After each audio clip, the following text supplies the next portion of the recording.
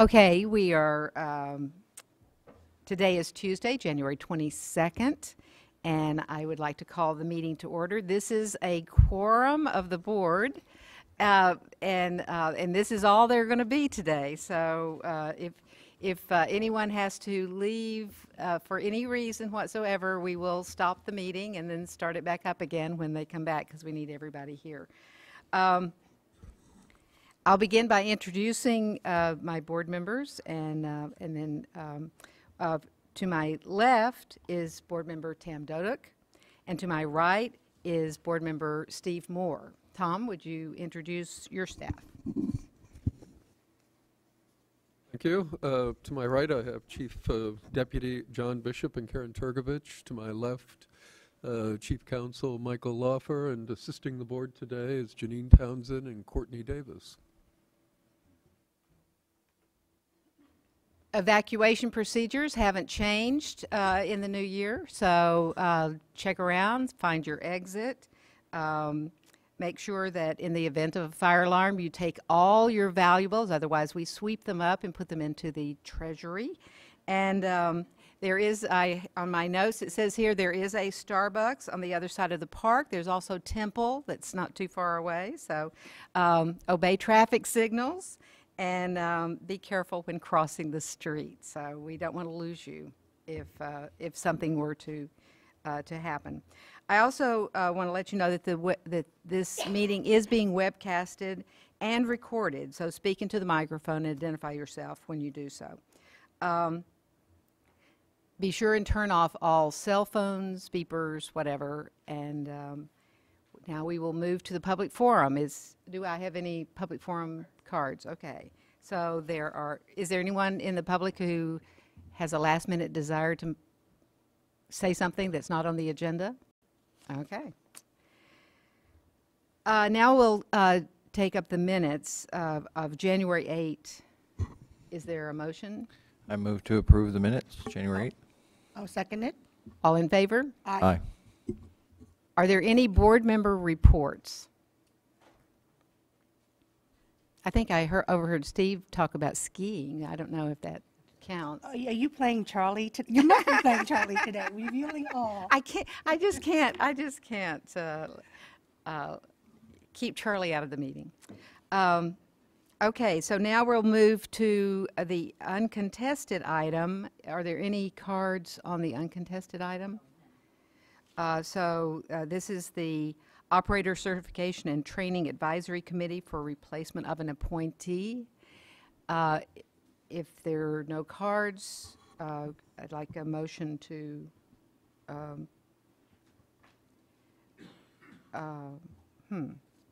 I move for adoption of the item. Well, I guess I could have asked Tom to introduce it, but anyway. Well, ignore Tom. It seems straightforward. So adoption has been proposed. Second. All in favor? Aye. Aye. Okay, now to the real event, the first of three.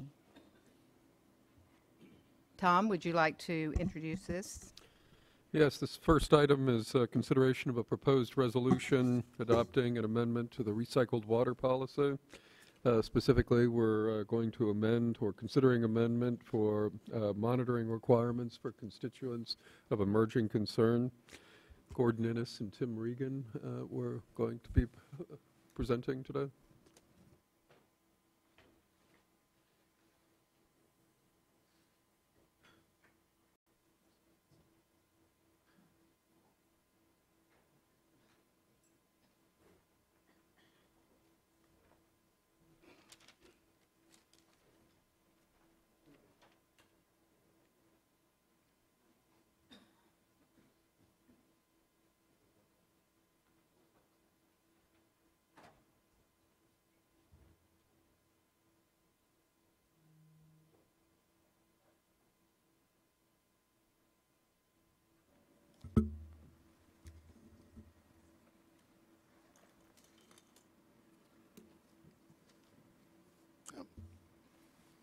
Good morning, Vice Chair Spivey, Weber, and members of the board.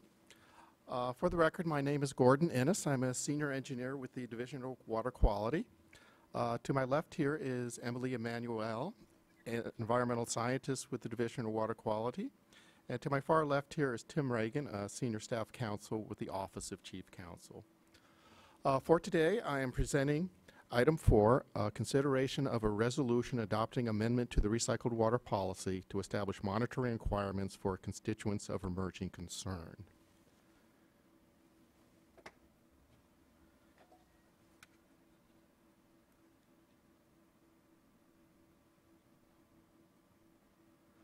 We've been in this process for a while, developing this amendment. It started in February 2009 when we adopted the recycled water policy. The recycled water policy has a provision that the State Water Board established a scientific advisory panel to provide recommendations for monitoring constituents of emerging concern.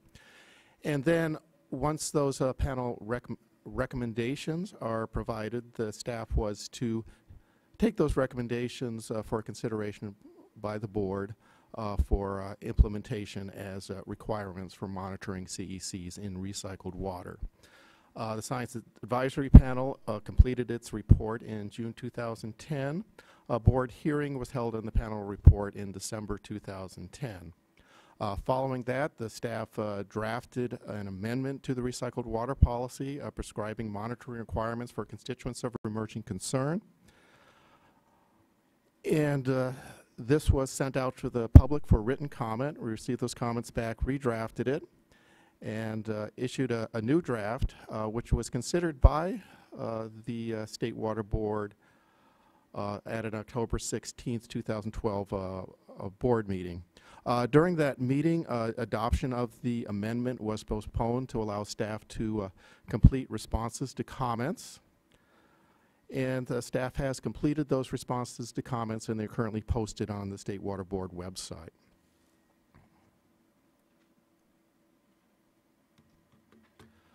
Since the October 16th, 2012 hearing, staff did make some minor changes to the recycled water policy amendment. First, to clarify that for landscape irrigation, priority pollutants are to be monitored in the recycled water. There was some concern that the existing language could be interpreted to mean that the regional boards could require monitoring of CECs in groundwater. We also added some additional language that would allow changing the monitoring point for certain CECs from before the RO unit to after the reverse osmosis unit. And the reason for this is that it was explained to us that some CECs are not removed by reverse osmosis units, and the one that was specifically identified was NDMA. And we received comment that for that particular constituent, it's all going to pass through the RO unit. And so the preferable place to monitor for that constituent was before the oxidation unit. So the monitoring would be before the oxidation unit and after the oxidation unit. And so we're allowing this change in monitoring in specific situations where the water recycler can demonstrate that the RO unit will not be removing any of the CEC. And we also made some minor editorial changes. Specifically, we changed some wording. For example, efficacy was changed to effectiveness, and a couple of other minor word changes. Can I ask you a question on the second item about the provision that you added? It's not totally clear to me as to whether or not the discharger has to prove that the CECs are a problem, or rather than proving that they're not a problem. Is that confusing at all to you? And I'm looking at Tim and Gordon and Melanie. Okay, I'm sorry. Okay. Okay. I think as written, the burden of proof is on the water recycler to show that the RO unit, or to show that the reverse osmosis unit will not remove the CEC. So what it says, so.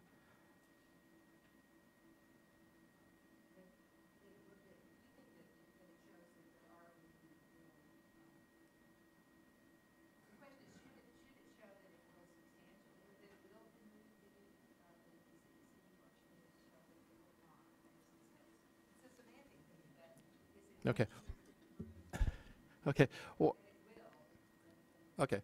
Well, I'll read it here, and if you got any suggested edits, we can look at it. So, if the project proponent can demonstrate that the RO unit will not substantially remove a CEC, the Regional Water Board may allow monitoring for that CEC prior to the advanced oxidation processes instead of prior to the RO unit.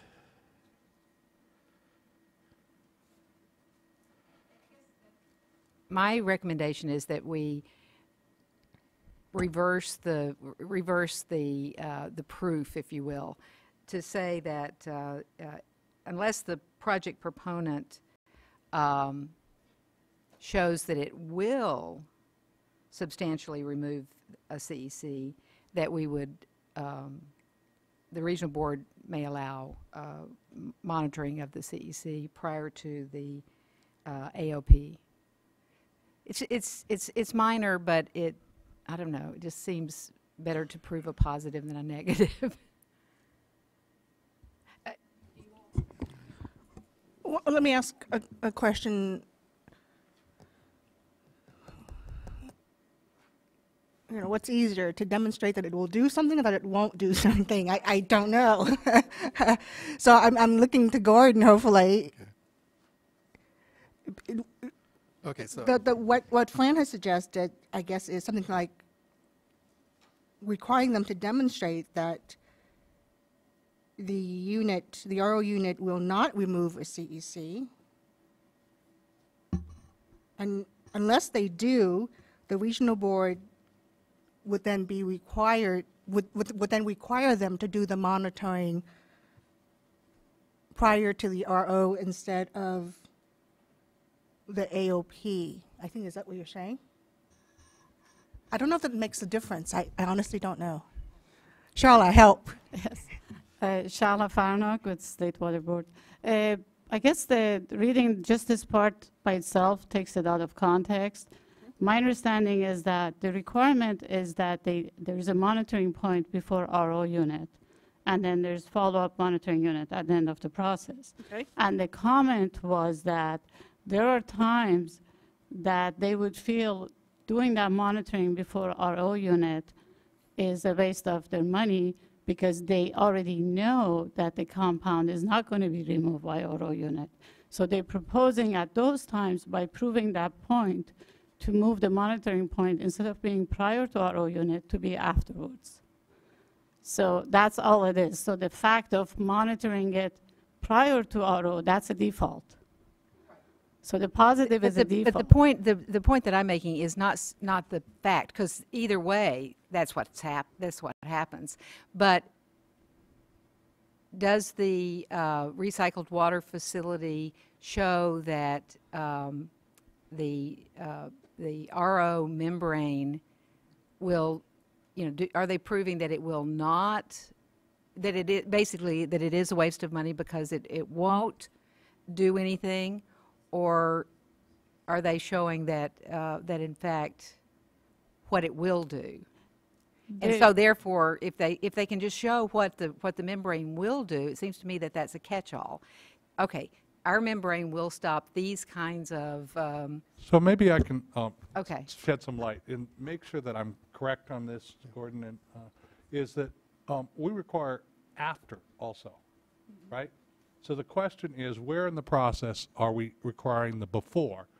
But we're requiring it after. And so if it's earlier, before the RO unit, and the RO unit doesn't take it out, it's still at the end of the process we're doing the final comparison. So I'm not sure that it matters. Is that correct, Gordon? That's the way I read it. Yeah, we're monitoring the removal across the process. And in cases where we know the RO unit will not provide any removal, then across the process means before the advanced oxidation process and after the advanced oxidation process.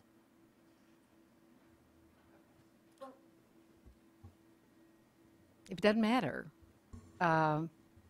If we can, I mean, I'm just seeing, if we can define the membrane, the RO membrane, as something that works for removal of certain chemicals, and I would think most RO units have that kind of claim, if you will, that could be verified. If they do provide that barrier, then you know that gets acknowledged. If they don't provide the barrier, then we'll be picking it up later anyway. But it's like it seems to me it's going to be easier for the discharger to actually say what their membrane does do rather than what it doesn't do. But maybe, I don't know. Am I making too much out of this? Probably. Go ahead, Scott. Hi, I'm Scott Couch with the Division of Water Quality. I think part of the issue here is that there was a large recycled water user who had equipment in place already that was between the RO unit and the AOP unit. And the reason they had it in between was because they found that this particular CEC was not being removed by the RO unit. So it was going to be a substantial cost, according to them, to move the inline monitoring equipment from between the RO and the AOPs to the beginning. But you're correct, it wouldn't make any difference to monitor it before. And what we were saying was, well, if you can prove that to the regional board, that it's not going to make any difference, we'll allow you to, or the regional board may allow you to leave that inline equipment in place in that site-specific facility. I think with the discussion, it's helped me understand that a little bit better, and I think I'm okay with staff suggested language. Yeah, I agree. Okay, go ahead.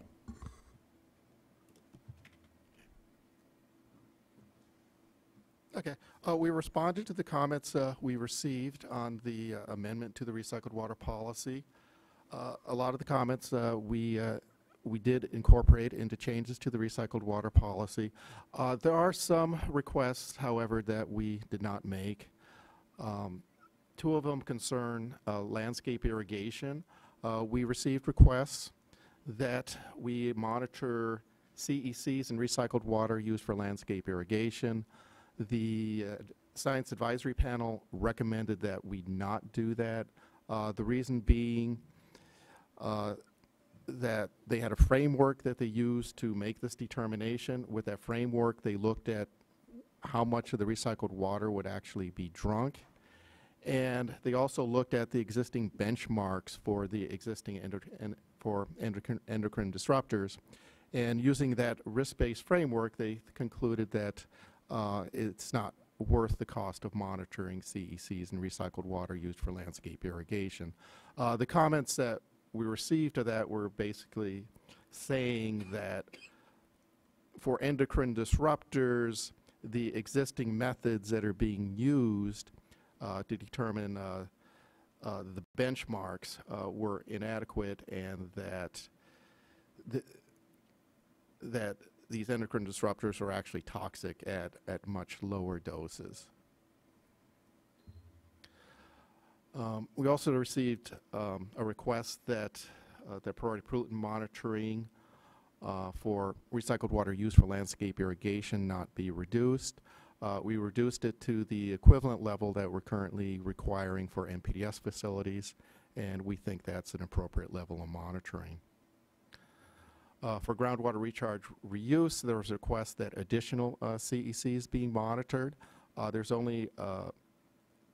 There is a relatively limited set of CECs to monitor in this amendment. It was the same set that was recommended by the Science Advisory Panel.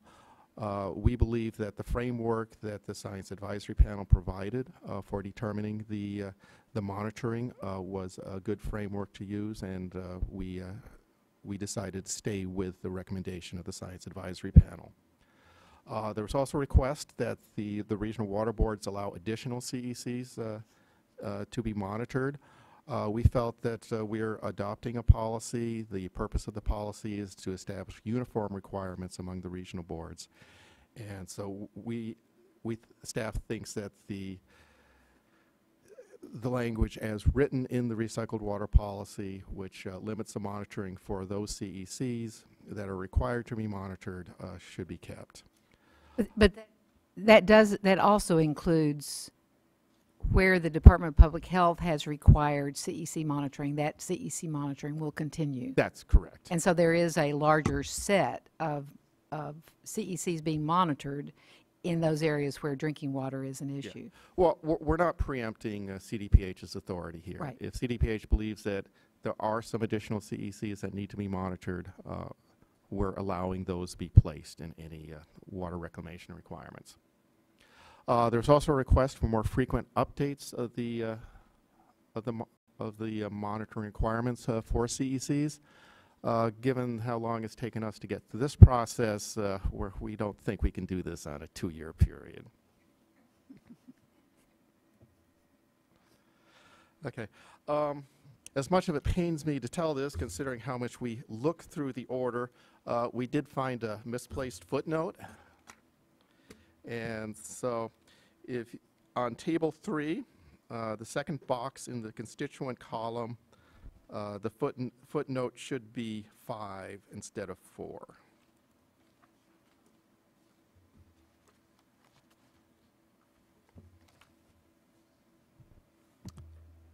And that's my presentation. Are there any questions for staff?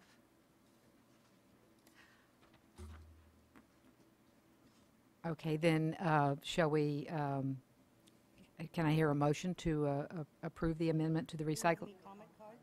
Oh, we do. I'm sorry. Martha? Oh, my gosh, after killing yourself to get here? Or killing others to get here? I do have one comment card. Martha Davis. Thank you very much. Martha Introduce Davis. yourself. Yes, Martha Davis on behalf of the Water Reuse Association. And I just hear 3 points. 1, we strongly support this policy. Number 2, we believe it's consistent with the recommendations of the Blue Ribbon Panel and appreciate the board's commitment to the continuing process of using the best available science to update these monitoring requirements. And third, we want to say thank you to the staff. They've been gone beyond the call of duty to sit down with us, work with us. There's a lot of very technical issues that have been covered within this policy, and it's been a great privilege and a pleasure to work with them. Thank you very much. Are you sure you don't want to say more? That's great. We don't hear that as often enough, and it's well deserved. Okay, so now I will accept a motion. Actually, could I ask a question? Sure. I think all the board members received an email from Ms. Brenda Adelman with a comment letter dated January 18th. I would assume it's a late comment letter that is not in the record and will not be considered. Yes, yesterday we became aware of this letter that was sent directly to the board members. It was not submitted in compliance with the comment requirements for the hearing notice and for the proceeding for today. However, my understanding is staff has had an opportunity to look over that. It was forwarded to them yesterday, and that there really were no new comments in there. It was essentially a summary and recitation of prior comments submitted. If staff want to correct, augment, or modify what I just said, please do so. But my recommendation would be that it not be included in the administrative record for this proceeding. However, as I indicated, all of the various comments have already been in the record and have been addressed by staff. And I should also disclose that I also received a late, not really a comment letter, but a list of recommended changes from Hilda Bay. And again, I don't believe they reflect anything different than what we already have in the record, so it also will not be moved into the record. Correct. With that, I'll move for adoption of this item with the 1 footnote change that Gordon mentioned. Good. And I'd like to second the motion. And in seconding it, really affirming the care that staff and stakeholders have used to develop the science panel, and their input into this process, and to really affirm the framework that was developed to methodically identify the issues going forward with recycled water use and CECs. And I second the motion. All in favor? Aye. And I'd like to add just tomorrow we're going to be doing a workshop on bioindicators, and so we'll be looking at surface water bodies, and my guess is that and I know that CECs will come up in that conversation. This is a workshop, so it'll come up in that conversation as well, which I think is appropriate because the emphasis on CECs has been with recycled water, which is a relatively small portion of the water that is that the state has to work with, and so broadening out the focus on CECs from recycled water to water in general, I think is an appropriate place to go. So those who are interested will want to tune in tomorrow for the workshop.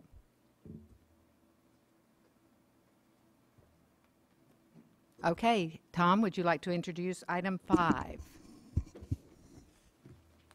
5 is an informational item on the board's resource alignment project. We approved the first report in the resource alignment, or the board did, in March 2012. And we now have some follow-up actions for our second phase. And Karen will discuss. This is a project she's been working on, and she'll give us an introduction to it. So good morning, members. Karen Tregovich, Chief Deputy Director. Before we bring our stakeholder leads up, I just wanted to briefly provide you with a quick overview of where we've come with this project. As you know, this is phase 2 of a 2-phase effort. The first effort, a 3-phase effort, Member Dodek is reminding me. The first phase... You keep forgetting my fees, phase 3, Karen. I wonder why. Because we're trying to be thorough in addressing phase 2, and I don't want my attention diverted. The first phase report was completed and posted to our website last spring, and I think the effort received a lot of attention. It's one of the first of its kind, along with many things that we do here, including our performance report, where we really disclosed in a very transparent manner where our money comes from, what we're using it for, what programs provide funding support for others, et cetera. This phase 2 effort is really looking at the requirements that we impose on the regulated community through our regulatory requirements, and looking at ways that things can be done differently to reduce those costs to the community while retaining the level of protection for water quality that we have and will continue to provide. So the 4 stakeholder leads that we'll be presenting for you today, or providing you with an update, were the 4 pilot areas that were identified when the board adopted the work plan for phase 2 last summer, last August. And I'd like to remind everyone that all of this information is posted on our website. In the issue topic area, we have a header called Resource Alignment, and you can get all of the reports, the resolutions, and any of the notes or outcomes of the subgroup meetings that are being held by our stakeholder lead. I also just want to briefly mention that we are also involved in a somewhat similar effort with respect to our Division of Water Rights. We have had numerous conversations over the last year to 2 years with the now Department of Fish and Wildlife regarding our registrations, our registration program in water rights. As you know, the Department of Fish and Wildlife must consider and add any conditions if they so deem it necessary to the registrations that come forward in that program. And due to staffing and other issues, they've become somewhat backlogged in that respect. And so Phil Crater and Jim Castle, and Jim is sitting in the room with us today here, have been working with Fish and Wildlife on a pilot to address those outstanding registrations. Concurrently with that, the Governor's Office of Business Assistance, GoBiz, and Paul Martin, who heads that office, saw this effort and decided that they would adopt this pilot effort as well with Fish and Game, and he held a meeting with the dairymen, with the Farm Bureau, Fish and Wildlife, and our staff several weeks ago to continue the dialogue and expand it to the regulated groups to look at additional streamlining efforts. So I wanted to mention that as well. And I don't know what order our stakeholder leads want to come up in, but I will defer to Before you. they come up, since since you mentioned the Division of Water Rights effort, would you also mention the discussion that's going on with FERC on water quality cert and looking at opportunities to streamline the processes there?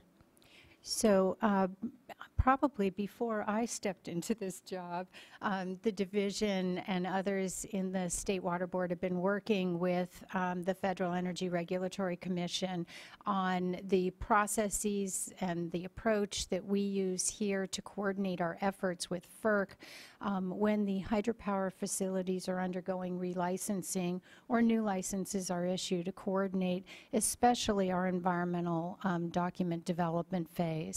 And we have recently sent back a revised draft MOU to FERC outlining some changes in the processes that we would use or employ to better coordinate with them and ideally be able to approach the environmental documents concurrently and collaboratively so that we're not duplicating effort. So we're hoping to streamline our efforts within the integrated licensing process, both in the formal application phase, as well as somewhat in the post-application phase. One of the things that we've been asked to provide, in particular in the post-application phase, is preliminary conditions, for example, that we believe we might be recommending relative to the relicensing. It doesn't hold us to that. Certainly, if things come up through the process that we identify, we can certainly add those conditions or modify them, but it would provide a preliminary look at what we're going to be asking for.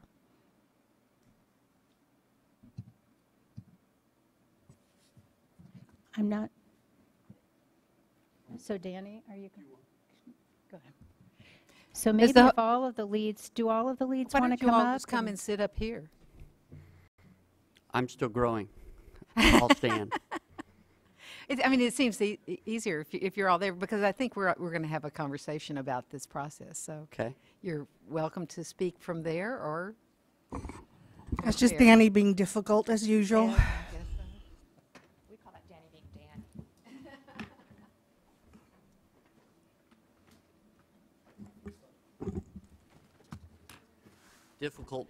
Difficult, but on time. I don't know. I recall several meetings when you've stood me up. So was that deliberate? Good morning, Vice Chair Spivey-Weber and members of the board. Danny Merkley with the California Farm Bureau, and we're representing the Irrigated Lands Regulatory Program and the work towards that to the best that we can, given the diversity. So let me begin by saying that I've received a significant amount of data from various sectors of the ag community directly involved with growers on the ground in the field working on the Irrigated Lands Program.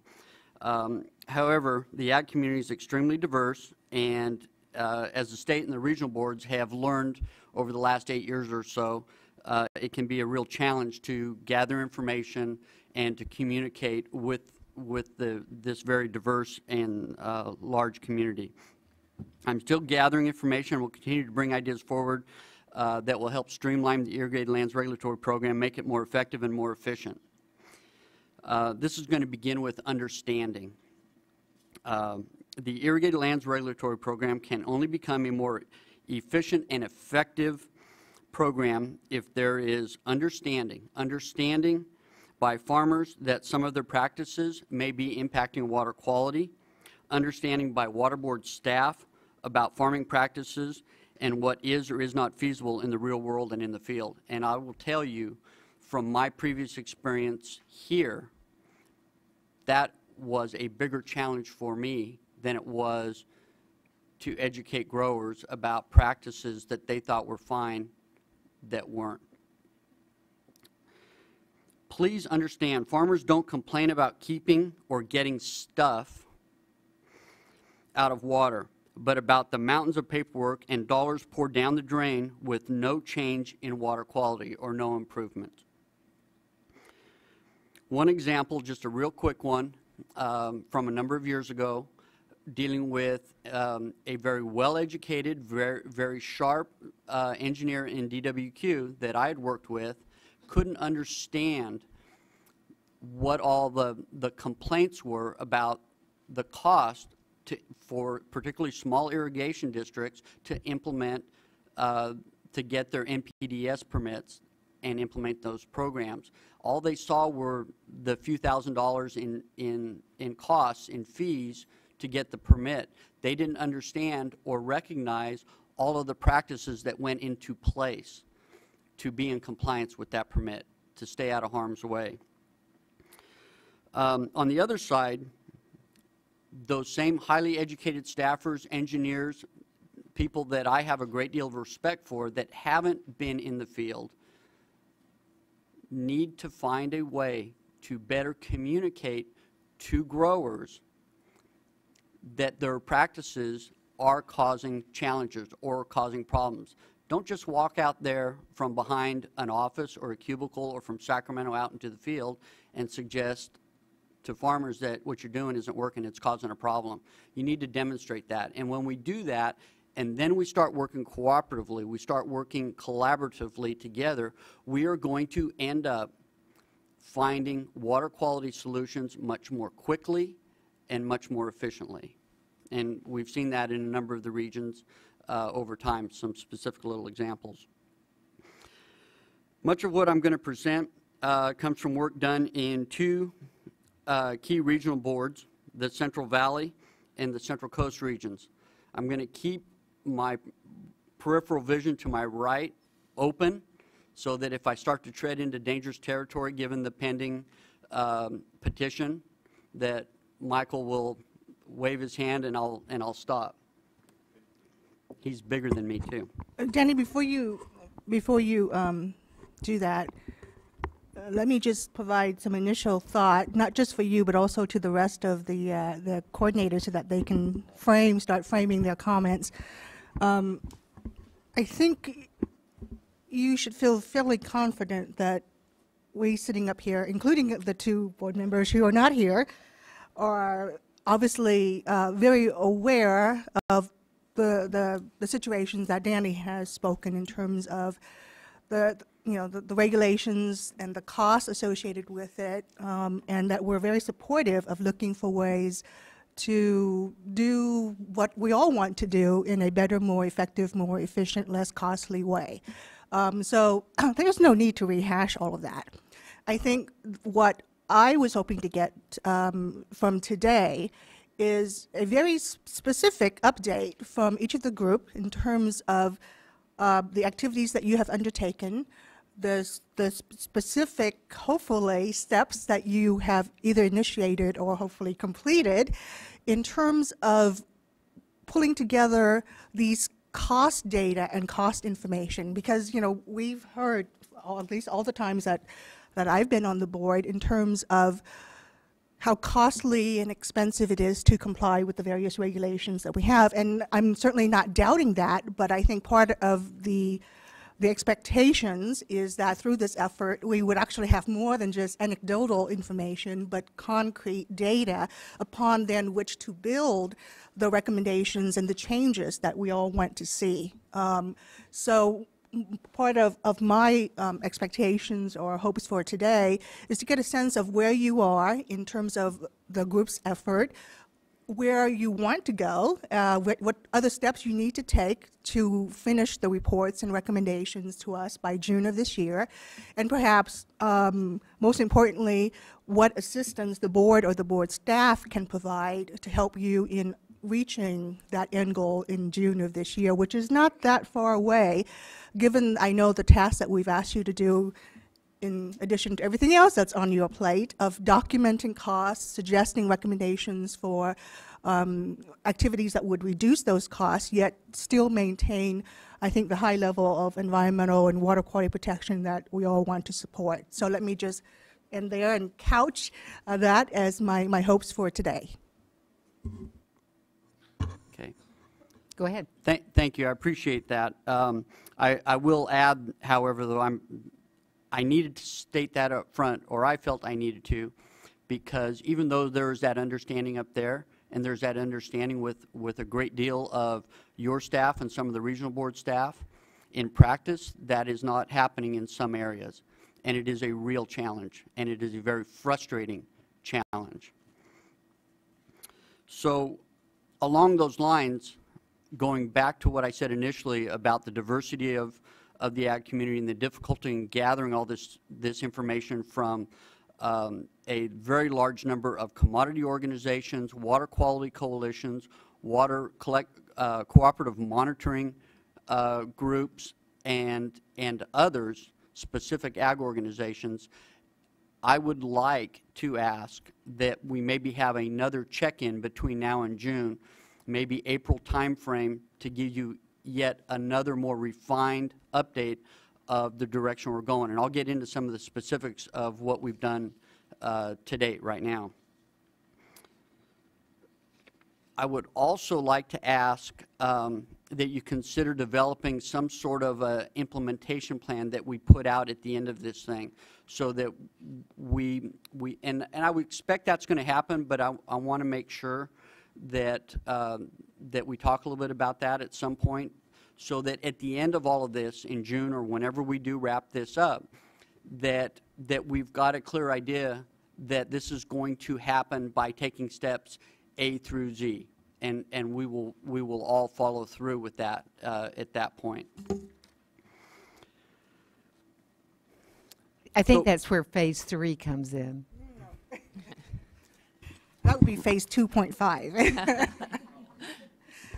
Actually, let me just quickly respond to those two comments. I certainly appreciate and would certainly support another check-in, and in fact, depending on how well you guys do today, that check-in may be earlier than April.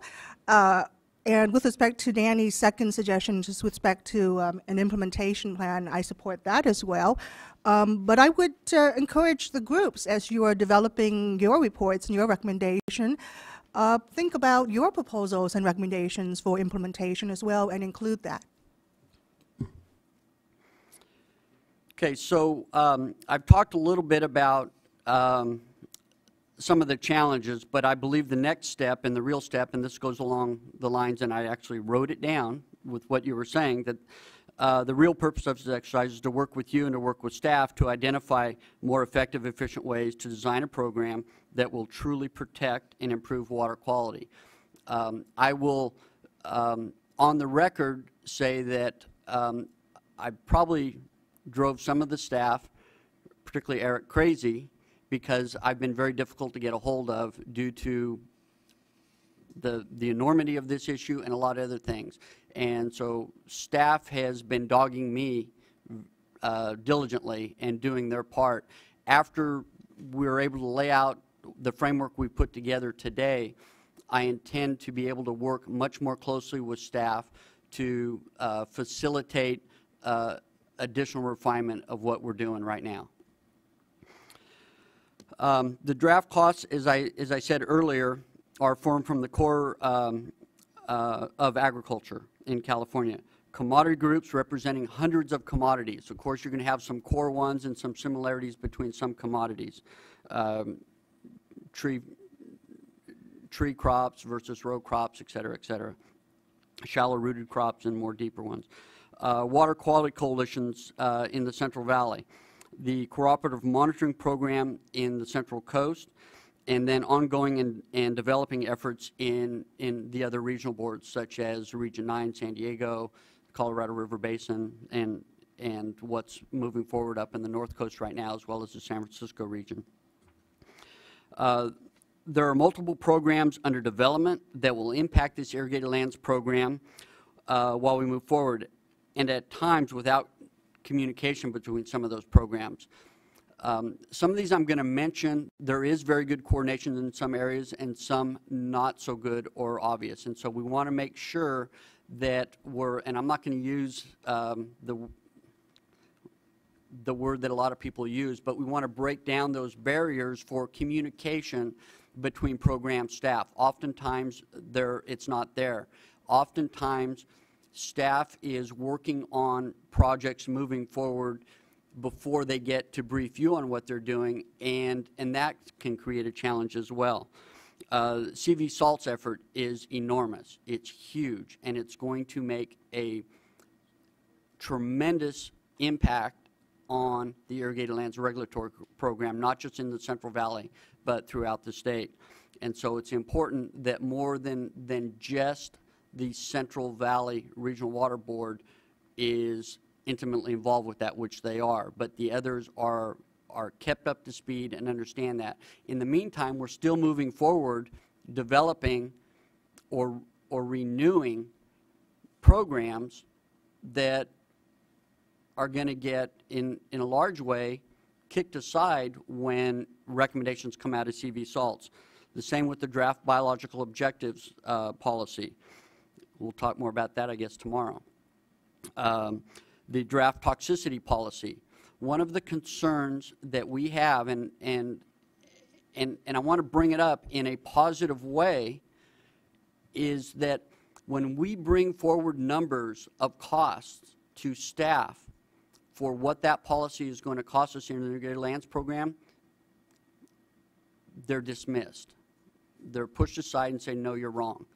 And that's the kind of stuff that causes me to preface my remarks as I did earlier on.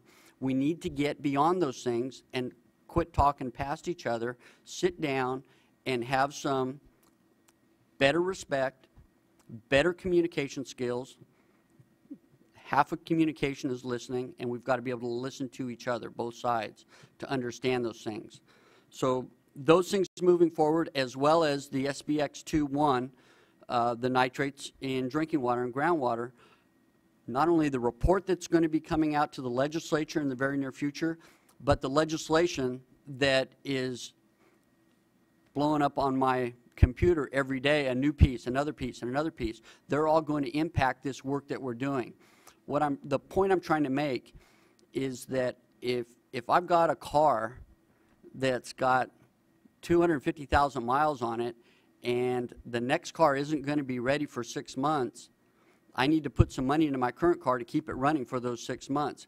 However, we're putting an awful lot of money, an awful lot of resources, a lot of effort and manpower, both internally at the water boards and in the regulated community, into a program that's going to completely change in the very near future because of these other things moving along.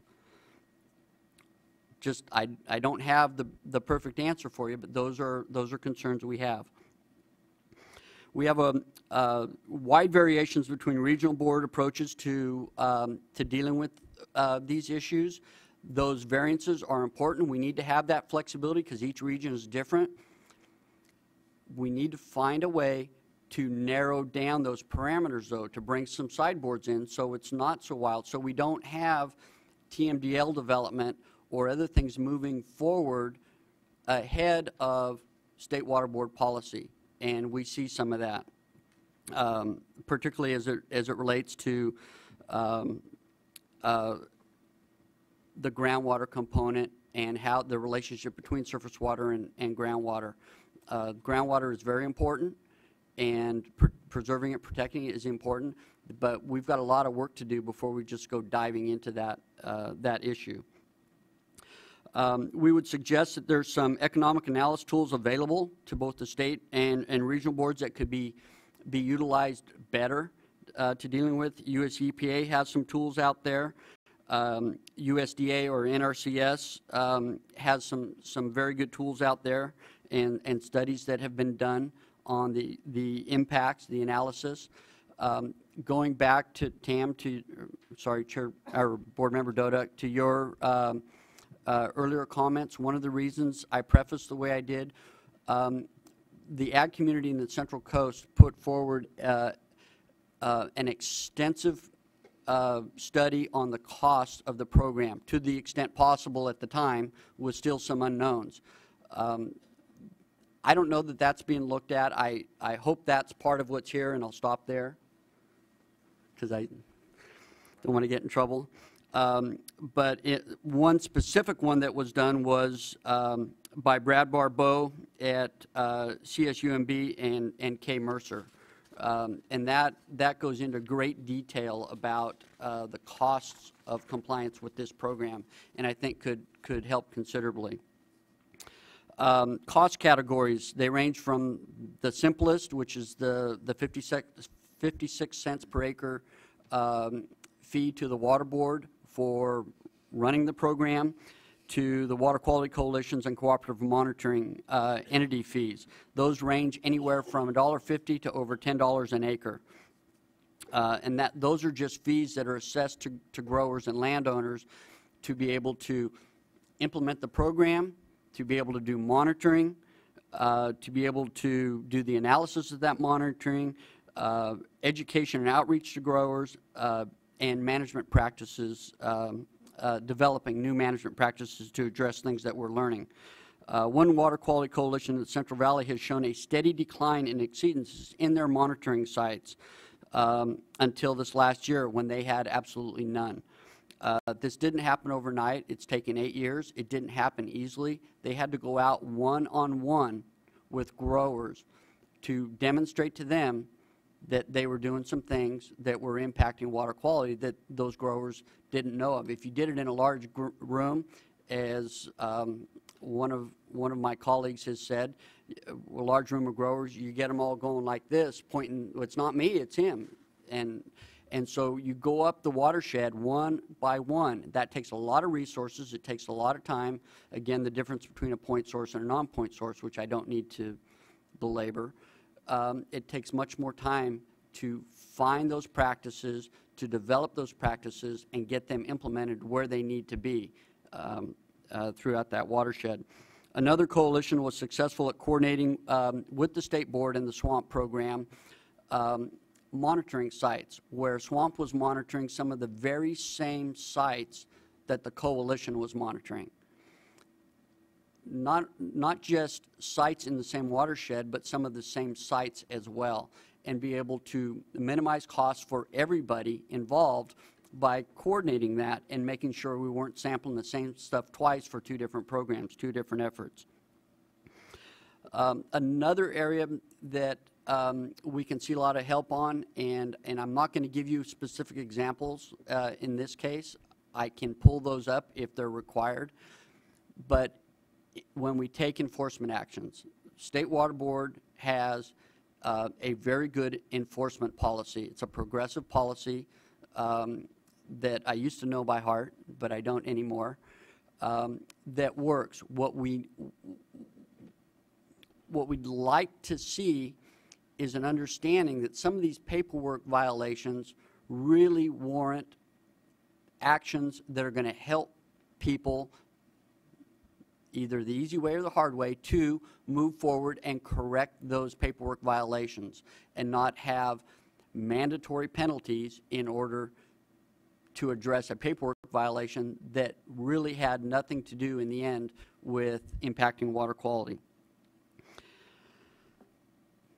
Another cost that is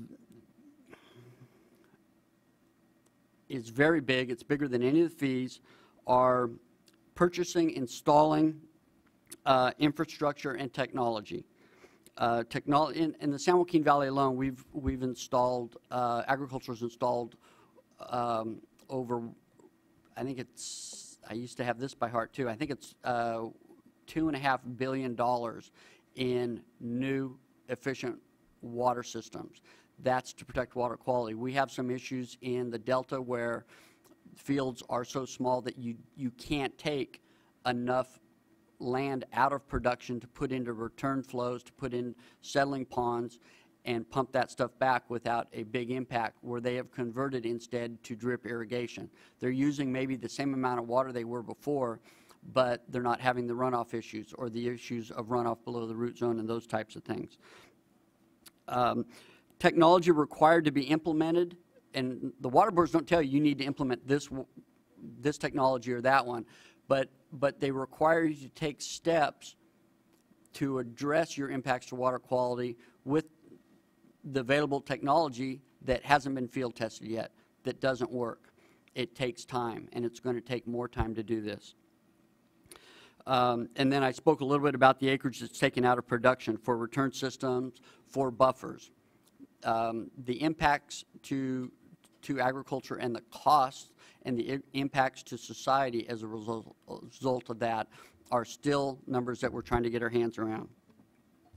One study estimated down in the Central Coast that we have anywhere from $27 an acre to $187 an acre spread out on an average to implement the program down there. But the individual operations surveyed in that showed that average ranged from as low as $4 an acre to implement it, depending on what category they were in and their impact to water quality or their potential threat to it, to $620 an acre. Things that I really can't put a finger on are the loss of market competitiveness, because we are operating in a vacuum in California. And I'm not suggesting we shouldn't be doing the things we do. There are advantages to having some of the regulatory things in place we do that provide us with a safer food product or farm product, provide us with safer workplaces for farm employees and so on. But there is a cost to these things as far as our ability to market, not only within California, but across the United States and globally.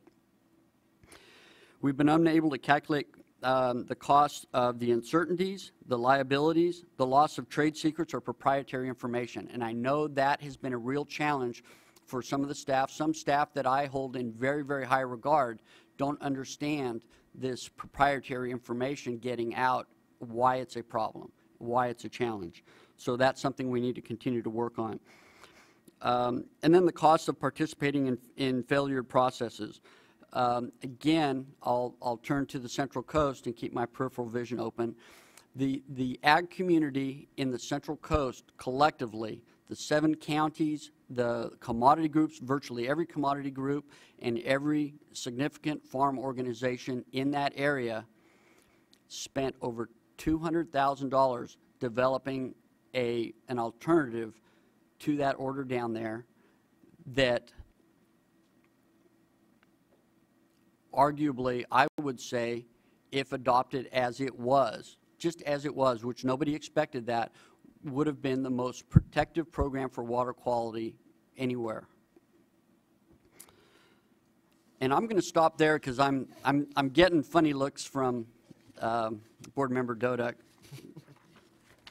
So I'll end there, and I probably went a little longer than you wanted me to. Well, we had no background, so I think it was good that you got into that detail. Thank you. Yeah, I appreciate it, Mr. Merkley. A couple questions that come up are, you know, you have a challenge because a lot of your stakeholders are in a growing program. So a lot of your comments that I heard just now were more predictive costs information. You know, when you talk about 0.56 to $10 an acre, you know, costs for these type of implementations, how much of that cost information that you're gathering is forecasted costs versus looking back and ascertaining actual costs of compliance? Well, specifically the cooperative monitoring program in the Central Coast has some exact numbers, and I will get those to you through staff, through Eric. And then specifically in the Central Valley, you've got 8 water quality coalitions that have upwards, some of them upwards of 8 years of precise costs of what it has cost them. This is all going up. It's going to go up. Some of them have already doubled their per acre fee, anticipating what they're going to run into with the groundwater component added to the waste discharge requirements for the long-term program. Are you finding that? I can also glean out a number of farm organizations' budgeted figures for what they are budgeting to monitor and work on the water quality issues, water quality regulations that are coming out of the state and regional boards. Do you find that on the low end of the cost range, because you're going to deal with a big range here, I understand that, and I understand and respect the diversity you're contending with. Do you find on the low end of the cost range, does that have anything to do with, let's say, the maturity of the water quality protection program at those sites or in that commodity group? In terms of experience and infrastructure, as you mentioned, that's already been installed and is operating. Do you find that the lower end costs have to do with folks that have already invested? No, because those investments have been made. They've been driven by much of the water quality efforts moving forward. And again, like I said, I'm not suggesting we shouldn't be doing those things. But then in some cases, we find them to be beneficial longer term down the line, whether you put in a drip system. Okay.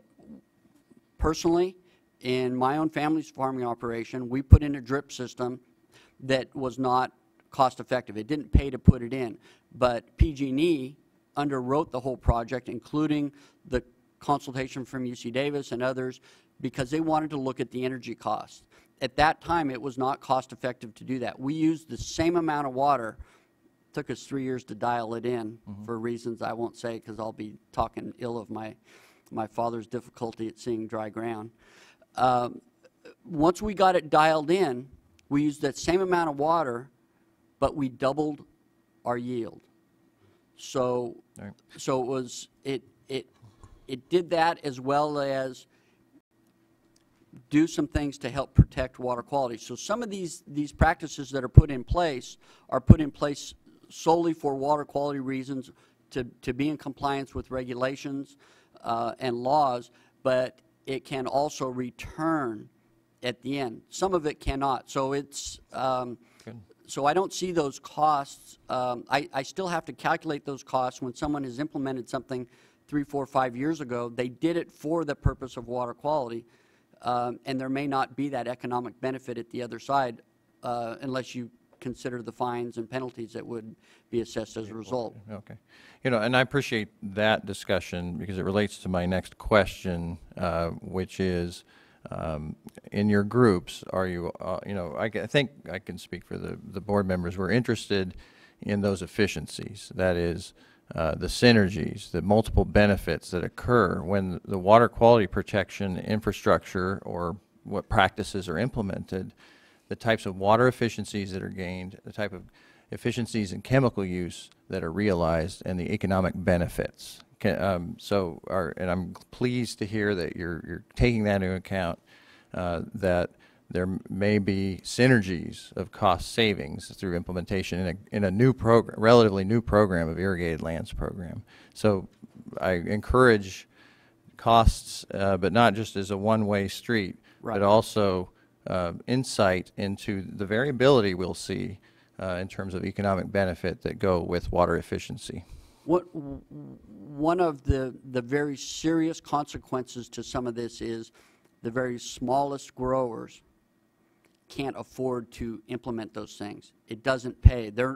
Either they can't finance it themselves, or they can't go to a lending institution that's going to finance it because of that cost per acre that it puts on them. And I mean, literally, some of these, you know, chief cook and bottle washer operations where it is the owner